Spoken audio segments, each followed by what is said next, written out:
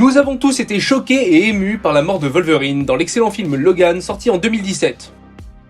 Le mutant pourtant immortel a aussi passé l'arme à gauche dans les comics. En effet, en 2014, Charles Soule et Steve McNiven signent la mini-série La mort de Wolverine.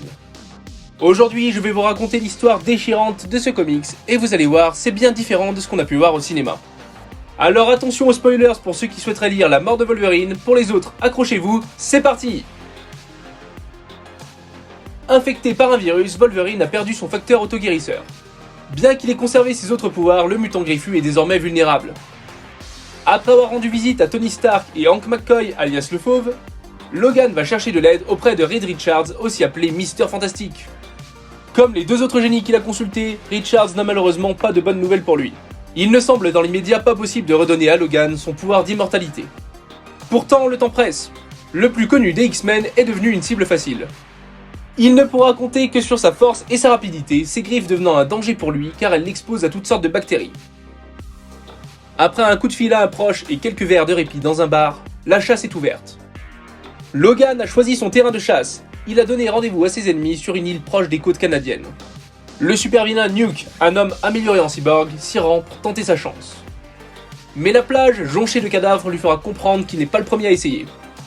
Malgré la fatigue, Logan aura rapidement raison de lui. Il le laissera en vie pour deux raisons. Mettre en garde les autres vilains qui voudraient tenter de l'abattre.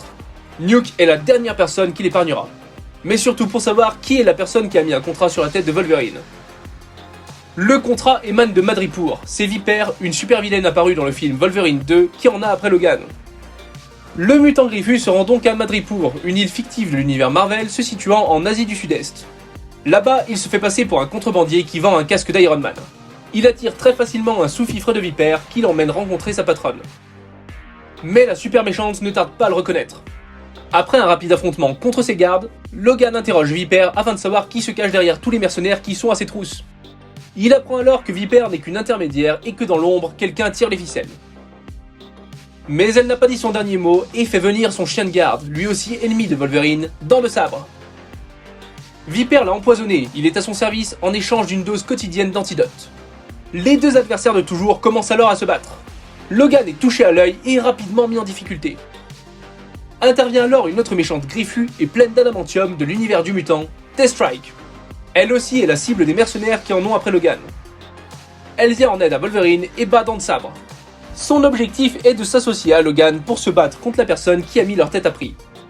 Mais Deathstrike se rend vite compte que notre cher Wolverine est amoindri. Le pensant inutile, elle songe à le livrer à ceux qui les traquent afin de sauver sa peau. C'est sans compter sur l'intervention de Kitty Pryde. Et oui, il y en avait du monde dans le repère pas si secret de Viper. Kitty Pryde, la X-Men intangible, vient donc à la rescousse de notre cher Wolverine. C'est elle que Logan avait appelée au début du récit, alors qu'il prenait le temps de souffler dans un bar au Canada. Sa collègue héroïne offre à Wolverine un sérum régénérant qui lui permet de temporairement soigner ses blessures. Elle offre ainsi quelques instants de répit durant lesquels nos héros s'en vont discuter dans un jardin japonais. Logan se confie à son ami. Il lui dit qu'il est fatigué de ses batailles et qu'il sent la fin approcher.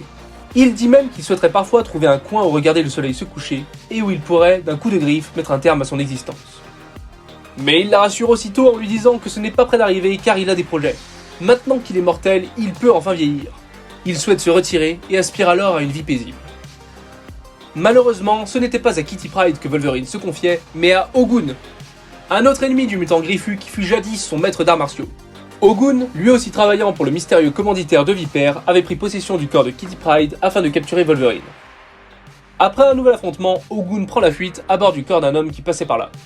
Mais Logan le rattrape et l'interroge.